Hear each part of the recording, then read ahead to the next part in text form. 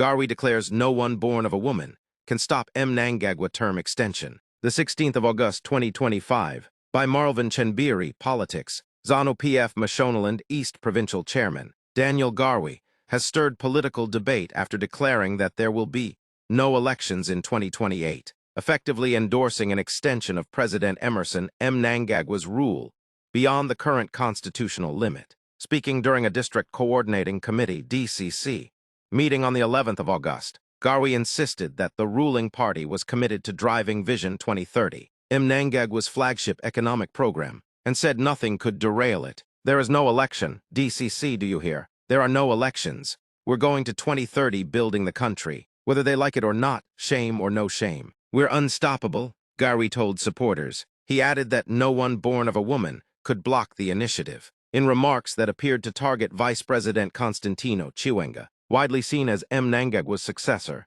Garwi mocked unnamed rivals.